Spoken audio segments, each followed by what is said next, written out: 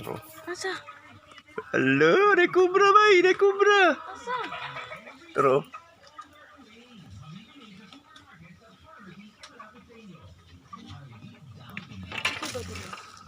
Tu ara ang kubra bay. Tara oh, kubra oh. Tro. Ay, linti ay oh. Oh, di ba? Hala.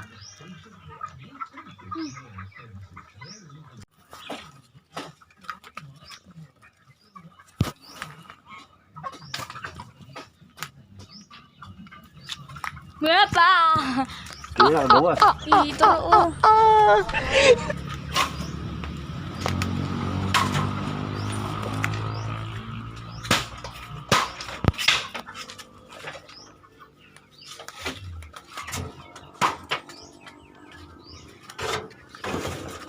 Satu. Yang asamin. Arah. Rasa bay, luko siya oh. Uy, kaging yung karon. Ipit yung ka. Ah, arah. Kubra ni bay. Kaging gid siya gyud. Aha. So gamit jud kayon nga ning anit. Kay di gid makagawas yung mga malalang mananap ani. Right. Sinsya na ka bay. Kay di juga pwede di man ta hunter aning mga kubra kay patay man juga. Kay di ka tirahon ani maipit akong mga manok ani. Takaw na ba yung gasto ani na mapaakanan nimo na. Sinsya na gid sa kuan ani kay na delikado kayo ni. Kubra na bay. Oh, kubra na kubra. Natrap na sa diri sanit. Itong mga manok dira oh.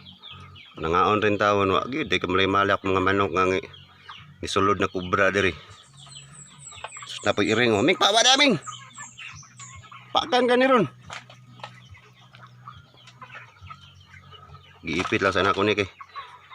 Dido ulang iring. Sige pakan. Ano ni Ming? Naipit na ni Ming.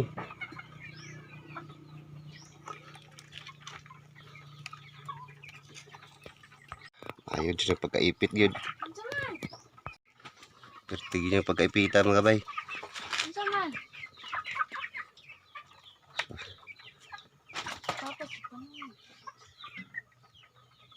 Iyo, dapat na. Dako gini ba? Oh? Terus may gani kay nabantayan.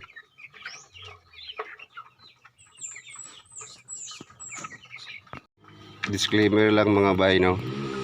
Wala man tay kanang tuyo og tumunga ka na mo patayan ning ani nga mga mandana pero delikado man gud ni. Binumos baya ni. So need pud gyud nato ni nga dipinsahan pod atong mga hayop kay either kita ang kuan ani mapaakan so mas delikado pa.